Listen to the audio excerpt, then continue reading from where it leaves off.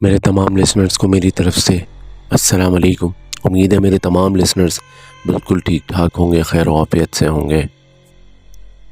دوستوں، آپ اور ہمارے درمیان بہت سارے ایسے لوگ ہیں جن کی زندگی بہت اسٹرگل میں گزری ہے، اب وہ نوکری کے سلسلے میں ہو یا پڑھائی کے سلسلے میں۔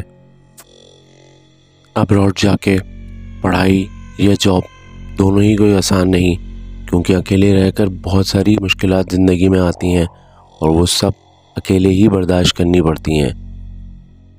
یقیناً اپنا ملک، اپنے گھر والے سب یاد آتے ہیں، مگر اچھے فیوچر کے لیے بہت ساری چیزیں برداشت کرنی پڑتی ہیں۔ آج کا واقعہ جو میں آپ کی سماعتوں تک گوشت گزار کرنے جا رہا ہوں وہ ہمارے ساتھ ندا نے شیئر کیا ہے۔ ندا لکھتی ہیں کہ ماں باپ وہ ہستی ہیں جو اپنی اولاد کی خوشی کے لیے اور اچھے فیوچر کے لیے سب کچھ کرتے ہیں۔ میری فیملی کا فائنینشیل بیک گراؤنڈ بہت اچھا تھا۔ ہم لوگوں کی رہائش کراچی میں تھی۔ میرے والد صاحب کا بزنس دبئی میں تھا۔ ہمارے والد صاحب کا کوئی بیٹا نہیں تھا، 2 بیٹیاں تھیں، میں چھوٹی تھی، مجھ سے ایک اور بڑی بہن تھی۔ والد صاحب نے ہمیں زندگی میں کسی بھی چیز کی کمی نہیں ہونے دی، چاہے وہ پڑھائی ہو، چاہے اور دیگر معاملات، ہر چیز میں ہماری خواہش کا ہمیشہ خیال رکھا۔ پڑھائی کے سلسلے میں بھی جو بھی اچھے سے اچھی جگہیں اور اچھے سے اچھے کالجز میں ہمارا داخلہ کرایا اور ہمیشہ ہماری ہر نیڈ کو پورا کیا۔ یہ جو واقعہ میں آپ لوگوں کے ساتھ شیئر کر رہی ہوں، اس کو گزرے تقریباً 15 سے 16 سال گزر گئے ہیں۔ میری عمر اس وقت 17 سے 18 سال ہوگی۔ میں اپنے والد صاحب سے UK میں اسٹڈیز کا کہتی ہوں اور اپنی خواہش ظاہر کرتی ہوں کہ میری مزید ایجوکیشن کے سلسلے میں UK جانا چاہتی ہوں اور وہیں پر یونیورسٹی میں داخلہ لینا چاہتی ہوں۔ میری والدہ اور والد صاحب نے مجھے تھوڑا سمجھایا کہ تم اکیلے وہاں کس طریقے سے سیٹل کرو گی، چلو ہم آتے جاتے رہیں گے مگر پھر بھی روز وہاں اکیلے تم کس طریقے سے رہو گی۔ میری خواہش کے آگے میرے والد صاحب چپ ہو گئے اور انہوں نے کہا بیٹا تمہاری مرضی، اگر تم چاہ رہی ہو تو ٹھیک ہے۔ میری پھپھیوں، خالاؤں وغیرہ نے بھی بہت اس بات کی مخالفت کی اور والد صاحب کو بھی منع کیا کہ یہ تم کیا کر رہے ہو، لڑکی کو اکیلے کبھی نہیں بھیجتے۔ مگر ہمارے والد صاحب کو ہمارے پر پورا ٹرسٹ تھا اور انہیں یقین تھا کہ یہ میری بچیاں بہت اچھی ایجوکیشن حاصل کریں گی ایک دن، اور کسی نہ کسی اچھے مقام پہ ایک دن مجھے نظر ضرور آئیں گی۔ UK جانے کے لیے میں تمام ڈاکومنٹیشن وغیرہ اور تمام پروسیس کا آغاز کر دیتی ہوں۔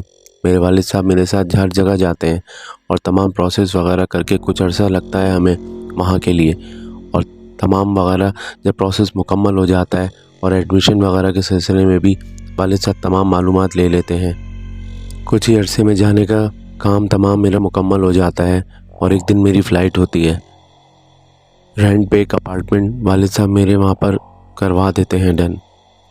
اللہ کے فضل و کرم سے میں وہاں خیر و عافیت سے پہنچ جاتی ہوں۔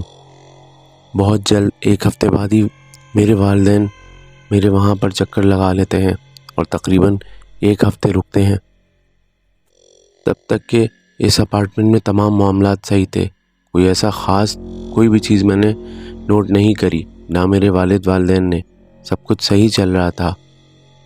میرے والدین کو گئے کچھ ہی دن گزرے ہوتے ہیں، میں اکیلے اپنے گھر میں اسٹڈیز وغیرہ تمام معاملات خود ہی کرتی ہوں۔ کبھی کوئی کالج فرینڈ وغیرہ کسی سے بھی کوئی شیئرنگ نہیں کرتی، نہ ہی انہیں گھر بلاتی ہوں۔ ایک روز میں اپنے بیڈ پہ بیٹھی اسٹڈیز کر رہی ہوتی ہوں کہ میری نظر اچانک دوسرے کمرے کی چوکھٹ پہ پڑتی ہے۔ مجھے باقاعدہ محسوس ہوتا ہے کہ کوئی مجھے وہاں پر چھوٹے سے قد کا کوئی کھڑا ہوا دیکھ رہا ہے اور جھانکتا ہے اور پھر دوبارہ منہ پیچھے کر لیتا ہے۔ مجھے باقاعدہ سے فیل ہوا۔ میں نے زور سے بولا کون ہے، مگر کوئی آواز نہیں آئی۔ میں اٹھ کر جاتی ہوں اور جھانکتی ہوں تو مجھے کوئی بھی نظر نہیں آتا۔ میں واپسی آ کر اپنے بیڈ پر بیٹھ جاتی ہوں۔ تھوڑی ہی دیر بعد مجھے دوبارہ کوئی نظر آتا ہے، بہت چھوٹے سے خط کا، جیسے بونے ٹائپ کا ہو، اور دیکھ کر پھر پیچھے اپنا منہ کر لیتا ہے۔ اس بار مجھے پکا یقین ہو گیا کہ کوئی نہ کوئی تو ہے جو مجھے دیکھ رہا ہے۔ میں پھر آ کے دیکھتی ہوں، مجھے کوئی نظر نہیں آتا۔ اس بار میں تھوڑا خوفزدہ ہو جاتی ہوں اور سوچنے پہ مجبور ہو جاتی ہوں کہ آخر کون ہے جو مجھے جھانک کر دیکھتا ہے اور جیسے ہی میں دیکھتی ہوں تو پیچھے چلا جاتا ہے۔ رات بہت زیادہ ہو گئی تھی۔ میں نے دعائیں وغیرہ پڑھی، کمرے کا حصار کیا اور سونے کے لیے لیٹ گئی۔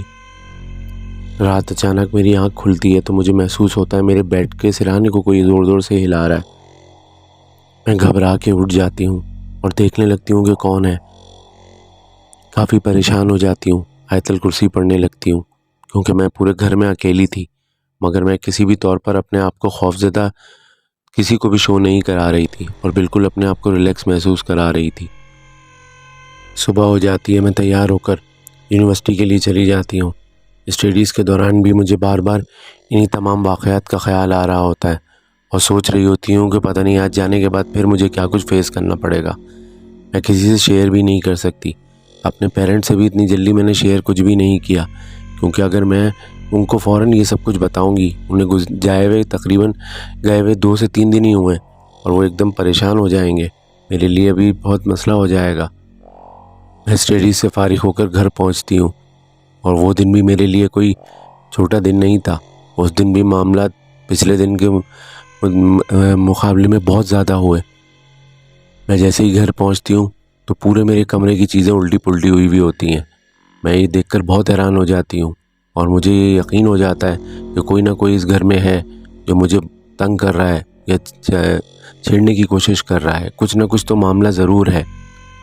میں اپنے آپ کو نہ چاہتے ہوئے بھی ریلیکس رکھتی ہوں اور بالکل خوف زدہ نہیں ہوتی، حالانکہ اندر ہی اندر میں بہت زیادہ ڈر رہی ہوتی ہوں۔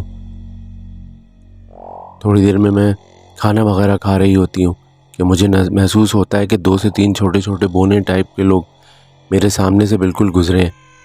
میں ایک دم گھما کے نظر دیکھتی ہوں تو کوئی بھی نہیں ہوتا۔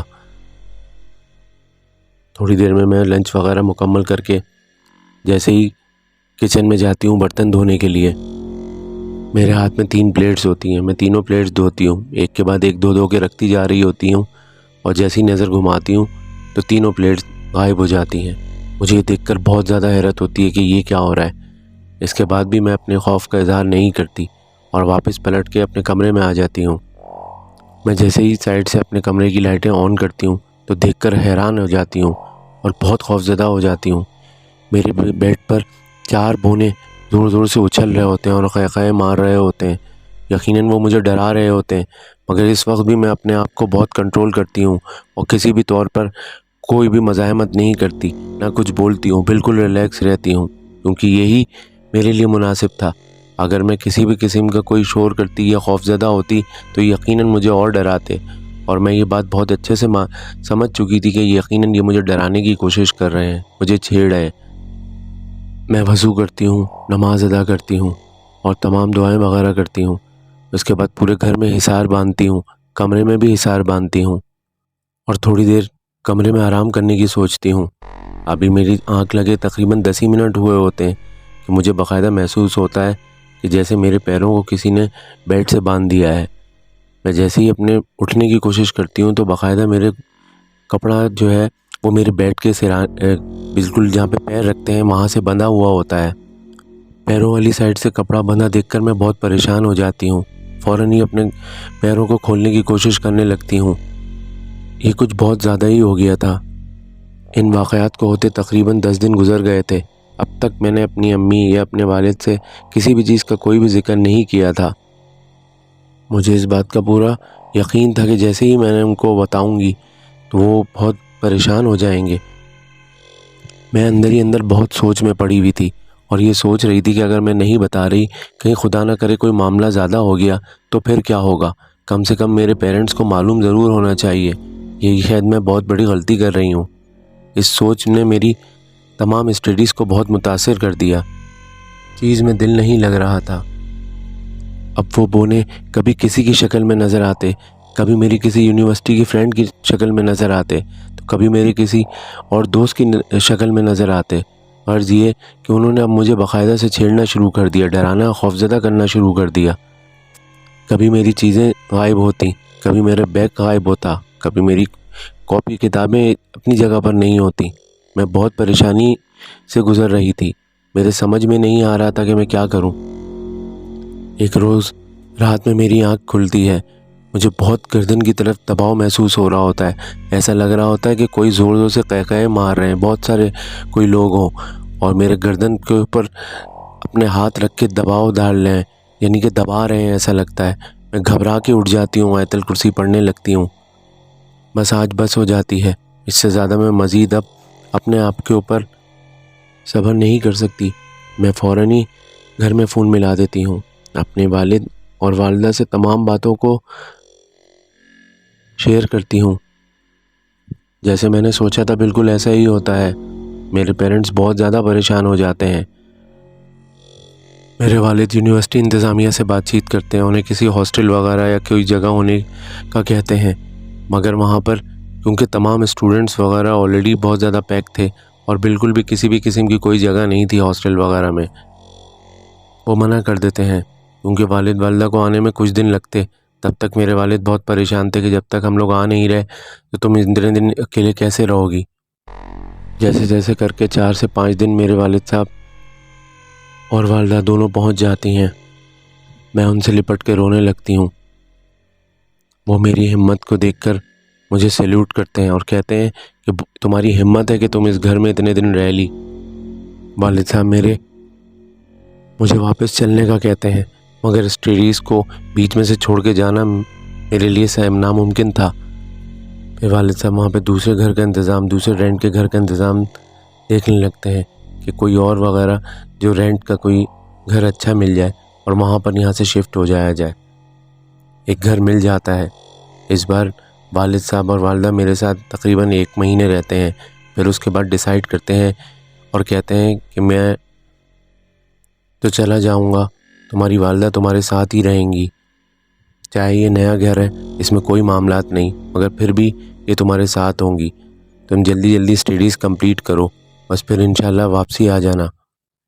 یہاں پر ایسے معاملات بہت سے گھروں میں ہیں، چھلاوے وغیرہ اور بہت سارے اور دیگر معاملات یہاں پر بہت زیادہ ہیں۔ بٹ زندگی نام ہے سیکریفائسز کا، کچھ حاصل کرنے کے لیے بہت کچھ ضرور کھونا پڑتا ہے، تبھی انسان کسی نہ کسی اچھے مقام پہ پہنچتا ہے۔ مگر سب ان تمام چیزوں کے ساتھ ساتھ دیگر معاملات کو بھی دیکھ کے چلنا چاہیے، ارد گرد پہ ضرور نظر رکھنی چاہیے کہ میرے ساتھ یا میں جہاں رہ رہی ہوں یا جہاں رہ رہا ہوں وہاں کے کیا معاملات ہیں، ان کے ساتھ ساتھ اپنی ایجوکیشن یا دفتری معاملات جو بھی ہوں ان کو سب چیزوں کو ساتھ رکھ کے اور بہت ہی دانش مندی کے ساتھ چلنا چاہیے۔ اللہ تعالی ہم سب کو تمام معاملات سے دور رکھے اور ہمیشہ اپنے حفظ و امان میں رکھے۔ امید ہے یہ سٹوریز آپ کو اچھی لگتی ہوں گی۔ میری یہ سٹوری بھی آپ کو اچھی لگی ہو تو اسے شیئر کریں، لائک کریں، سبسکرائب کریں۔ میرے چینل کو اپنا بہت خیال رکھیں۔ ملتے ہیں انشاءاللہ نیکسٹ سٹوری میں۔ اللہ حافظ۔